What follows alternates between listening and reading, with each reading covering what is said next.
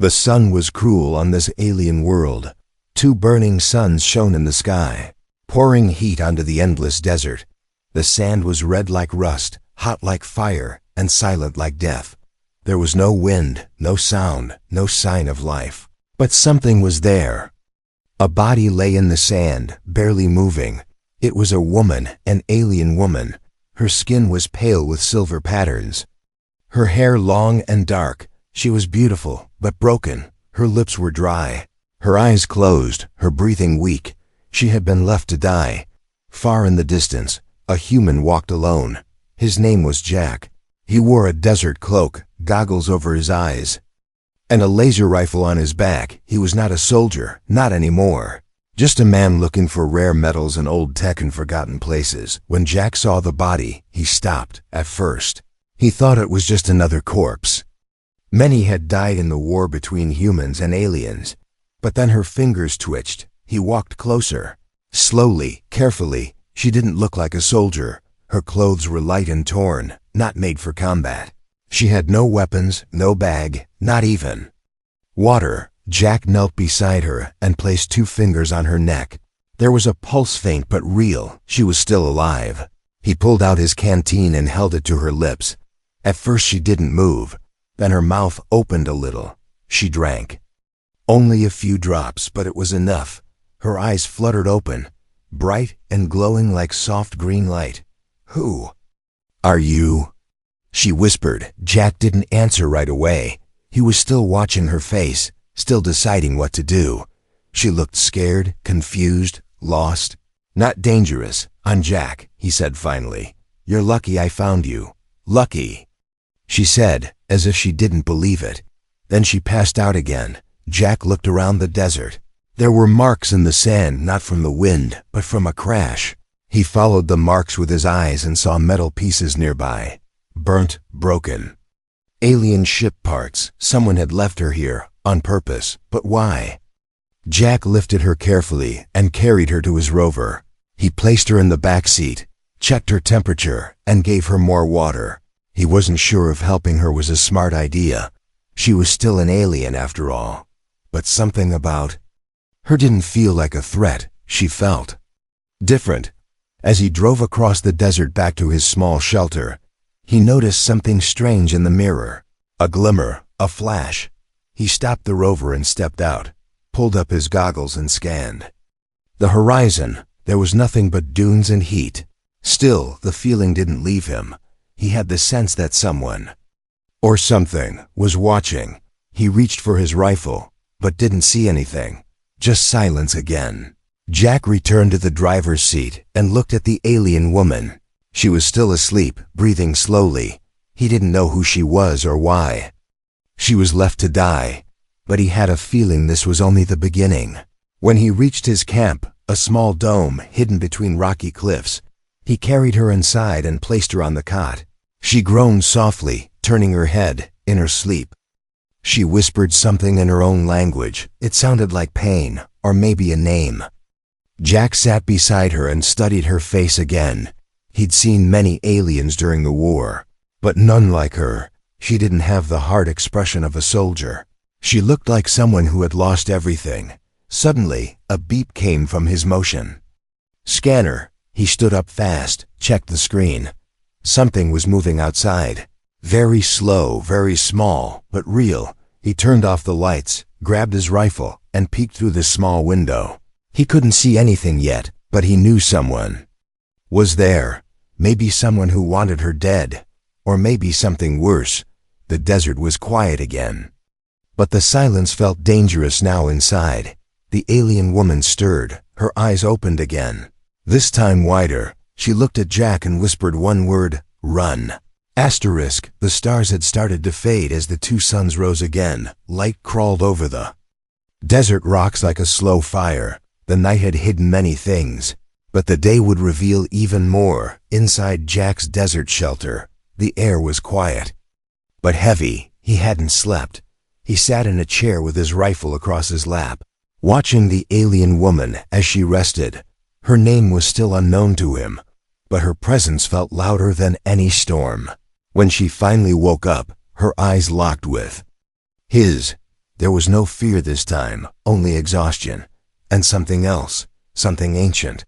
Where am I? She asked slowly, her voice dry. My outpost, Jack replied. Middle of nowhere. He paused. Who are you? She sat up slowly, every movement filled with pain. My name is Zalara, she said. I was not supposed to survive, Jack raised an eyebrow. That crash, was it yours? No, she whispered. They left me there to die. He didn't ask who they were, not yet. She looked like she would shatter if he pressed too hard. Instead, he gave her another sip of water and leaned back, watching her closely. Zalara touched her forehead, then her chest. Her fingers glowed faintly, like light searching for something lost. I can't remember all of it, she said. But I know I was not a soldier, Jack frowned. You said they left you. Who are they? Zalara stared at the metal floor beneath her. They were my own people, she said, her voice cracking like glass. I knew something they wanted hidden. Suddenly, Jack's radio gave a sharp click. Static, then silence, he reached for. It tapped the side, tried the frequency again, nothing. Then he looked at the monitor beside it. A red blip flashed on the screen. Movement. Something or someone was out there. Again, he stood rifle ready. Stay here, he told Zalara. But she grabbed his arm. No, she said quickly. If they found me, they'll kill you too. Jack looked into her eyes. There was no time to argue. He stepped outside with her behind him. Both crouched low. The wind had picked up slightly, carrying the sand in thin waves. They moved behind a dune, slowly, carefully, then Jack saw it, a small silver orb hovering near the rocks, blinking blue. A drone. Zalara said, a scout. Jack lifted his rifle, aimed and fired. A sharp spark exploded in the air as the drone shattered into pieces, the sand swallowed the remains, but the signal had already gone. They know, Zalara whispered. They know I'm still alive, back inside. Jack locked the doors and dimmed the lights. Zalara walked to a corner of the room where Jack kept old tools and tech. She reached out and pulled something from under a cloth, a small disc smooth, black and alien. Jack's eyes widened. Where did you get that? It was mine, she said, before they erased everything. She pressed the disc to her neck and a hologram appeared in the air. It showed a lab, alien symbols floating. Then came the image of humans, dozens of them in stasis chambers. Jack stepped closer, heart pounding. What is this? He asked. Proof, Zalara said. My people were running secret experiments. They wanted to merge human DNA with our own, to create a new species, something stronger, smarter, more obedient. Jack felt cold. He stared at the image of a young man in one of the stasis pods. His face looked familiar. That's my brother, he whispered. Alex, Zalara turned to him slowly. He was part of the first test group, she said. And I tried to stop it. That's why they wanted me dead. Jack stepped back. Overwhelmed, the past he had buried was now crawling back through the sand.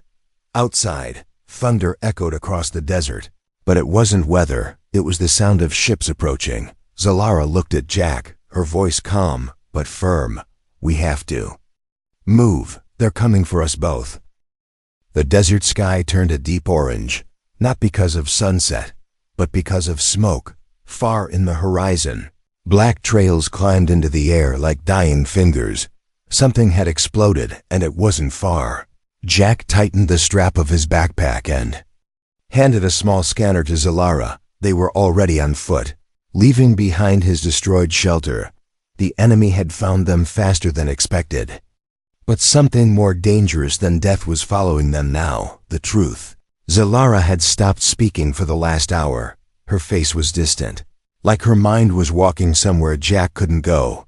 He knew that look. He had seen it in soldiers.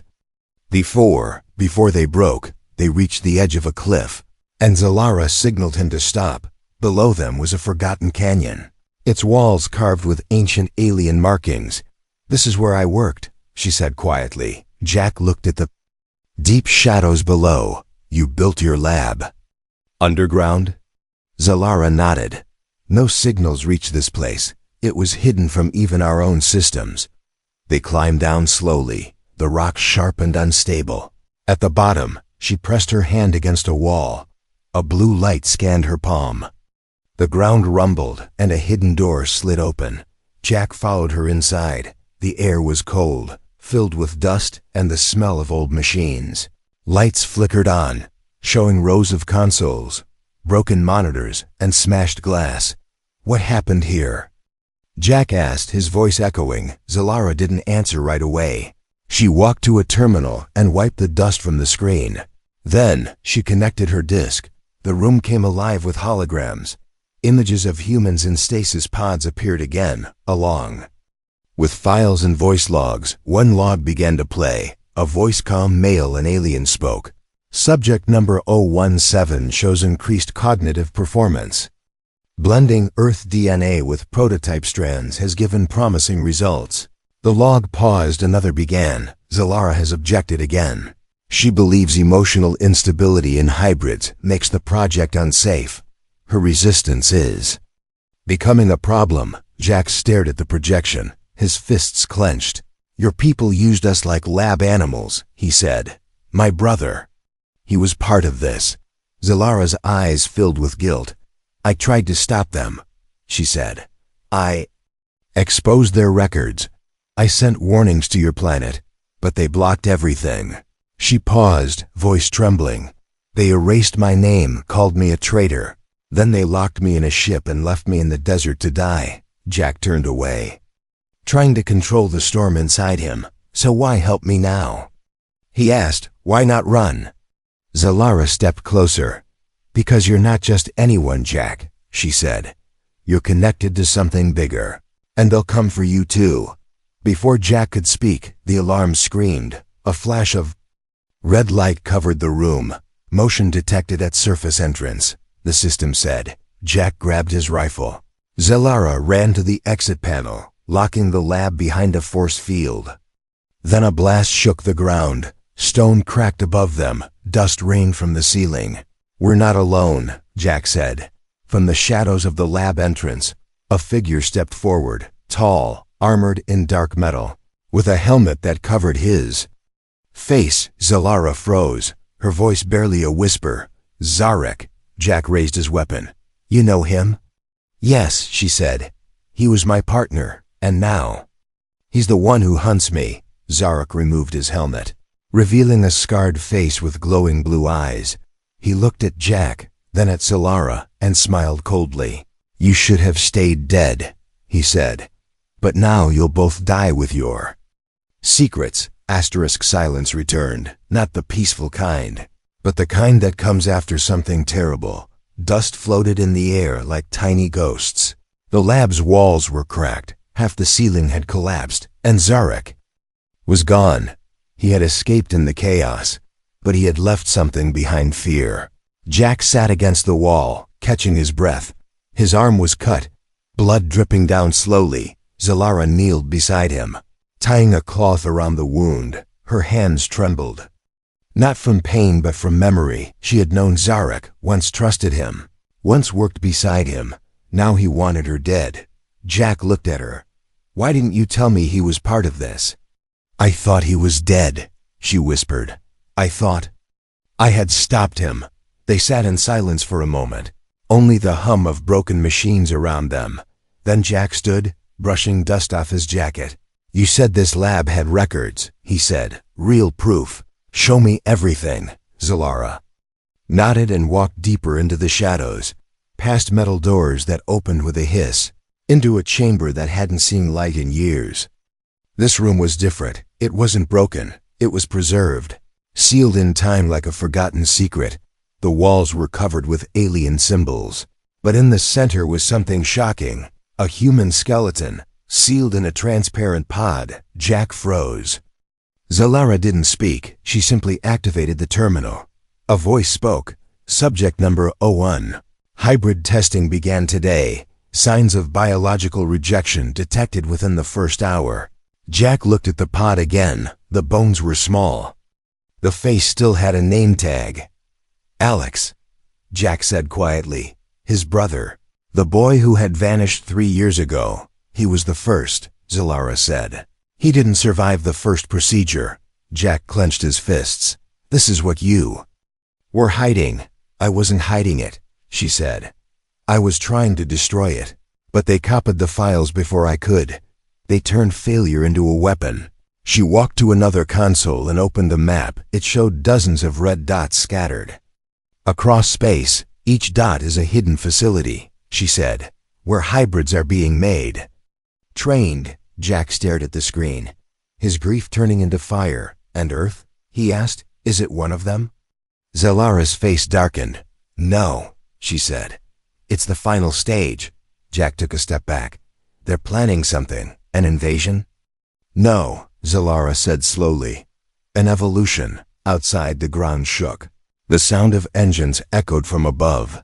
Jack and Zalara looked up through the cracked ceiling. They saw a dark shape in the sky, a ship, massive and silent, like a shadow falling over the land. Zalara turned off the system and pulled the disk from the console.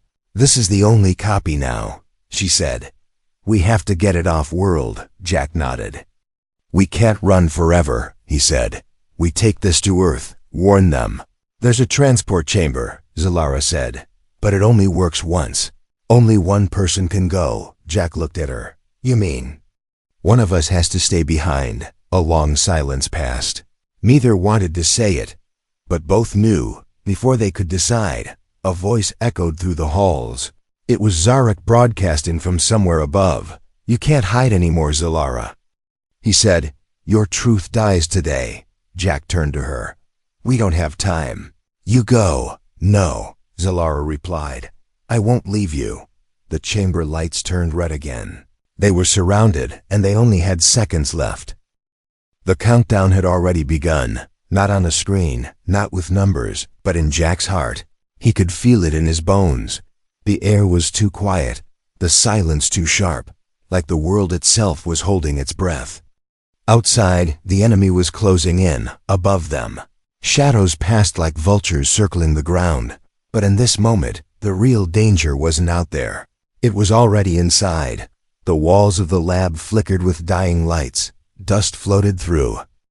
Beams of red warning light. Zalara stood near the teleport panel, clutching the disk like a last breath.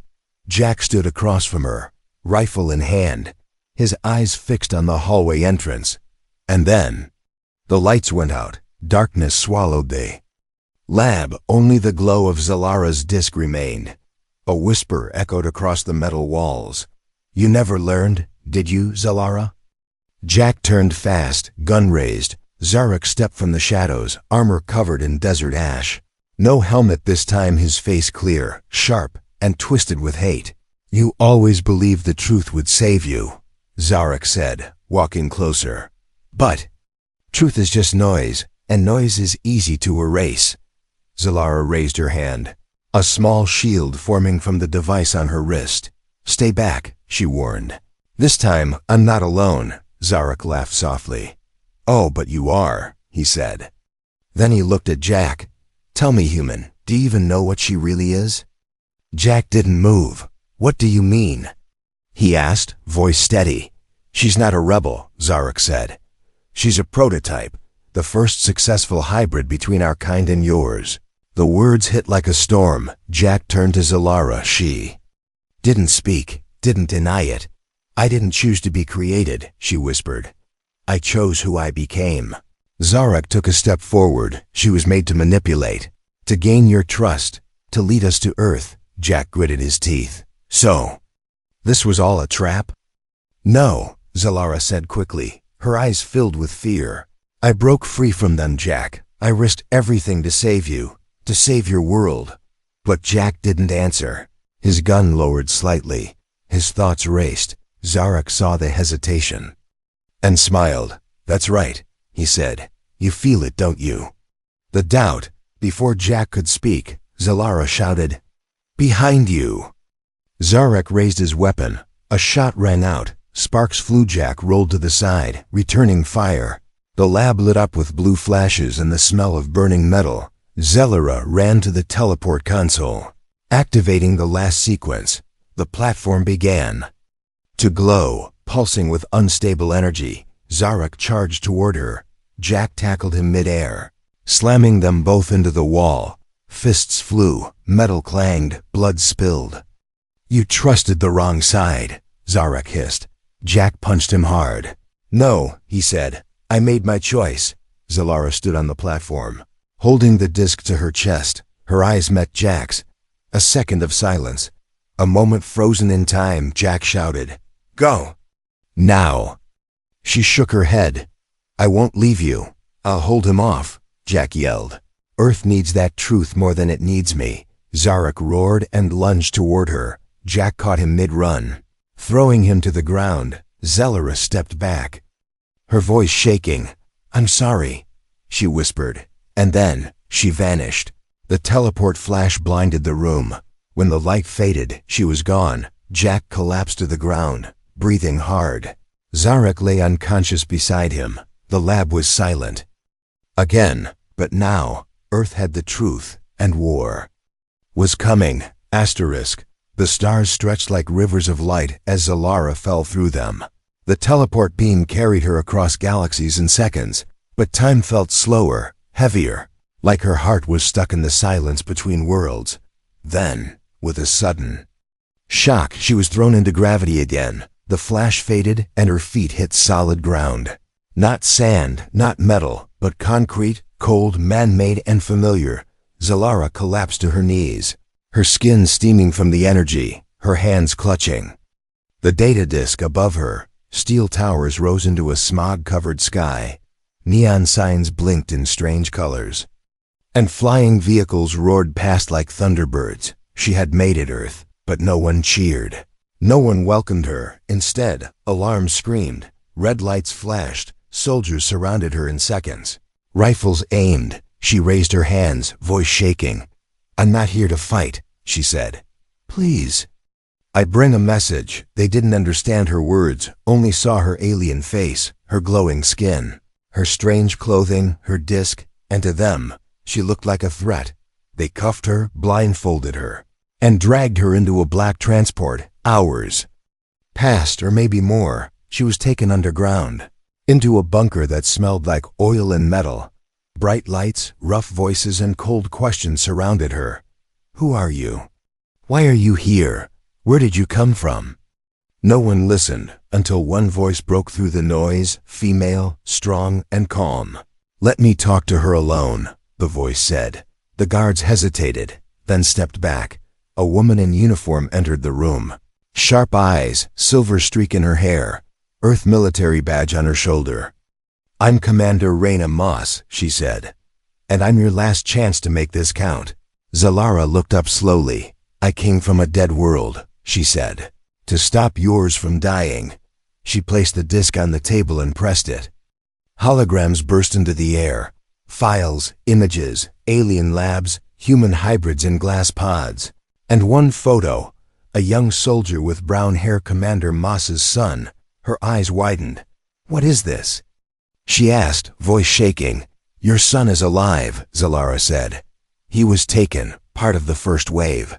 Moss leaned forward. "Where is he now?" "Still on that planet," Zalara said, "with the man who saved me for the first time." Moss looked at her not as an enemy, but as a mother. "What do you want?" she asked. Zalara took a deep breath. "A ship, a crew, and trust." Moss stared at her, the weight of the decision heavy in the air. Finally she stood. "You'll get what you need," she said, "but if this is a trap, you won't get a second chance." Zalara nodded. "I understand." 1 hour later, Earth's hangar opened. A black ship lifted into the sky. Inside it, Zalara, Commander Moss, and a small team of Earth's best, heading back to the desert world. Time was running out, and Jack was still fighting, still waiting. As the stars swallowed the ship again, Zalara closed her eyes, whispering one name, Jack. Jack was bleeding, not just from the wound on his arm, but from every second spent waiting for help that might never come, waiting to die on a planet that had already buried too many secrets. The ruined lab around him hummed with dying power. Zarak was gone. vanished into the shadows like the poison he always was. But Jack knew he'd return, and next time he wouldn't miss. Outside, the desert winds howled like ghosts. The twin suns began to rise again. The light didn't bring warmth this time, only war. Jack loaded his last energy cell into his rifle, checked the perimeter one more time, and whispered to himself, "Just hold a little longer." Above him, in the skies far beyond, Zalara's ship broke through the atmosphere. Earth's engines screamed through alien air. Commander Moss stood at the front window, her hands shaking slightly. "Where exactly are we landing?" she asked. Zalara didn't look away from the ground below. She could feel him. Somehow, she could feel Jack's presence like a heartbeat calling her name. "There," she said, pointing to a jagged cliff near the ruins. "He's still alive." Ship landed with a roar, sending clouds of sand into the air. Zalara was out before the doors fully opened, running, sliding down dunes, eyes burning with tears and fire. Jack heard the engines first, then saw her, running toward him. He stood weak, barely holding the rifle upright. But when she reached him, everything stopped. Time paused. "You came back," he said, smiling despite the pain. "I told you I wouldn't leave you," she replied, before either could say more. A deep boom echoed from behind the rocks. Zarek's ship hovered above the cliff, massive cannons charging, engines glowing red. Commander Moss gave the order, "All units, engage now." Earth fighters burst from the clouds, missiles fired alien.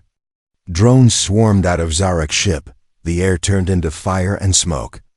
Zalara pulled Jack behind cover. "I have to end this," she said. "I know where to hit him." "You won't go alone," Jack said. He stood, gripping her hand. "We finish it together." They climbed the rocks under heavy fire, each step closer to Zarek's core ship, each second borrowed from fate. Inside, Zarek waited. He turned as they entered. "So the traitor and the human return," he said coldly. "No more words," Zalara said. She lifted a device from her wrist and threw it into the reactor core. Zarek fired. Jack dove in front, taking the hit to the shoulder. With the last of her strength, Zalara charged at Zarek. Their bodies crashed into the console, sparks flying, alarms blaring. She pressed her hand to his chest, activating the overload. "Goodbye, Zarek," she whispered. "You were never a god." Jack pulled her away just in time. The ship exploded behind them, flames lighting up the sky. Hours passed, the smoke cleared. Silence returned, not the kind born of death, but the kind that follows survival. Zalara stood with Jack beside her. Commander Moss approached, her eyes wet. She held the photo of her son. "Thank you," she said softly. Zalara looked at Earth's blue sky. "I never belonged to any world," she said, "but maybe now I can choose one." Jack smiled. "Welcome home," he said. "Two survivors. One war ended and a new future just beginning."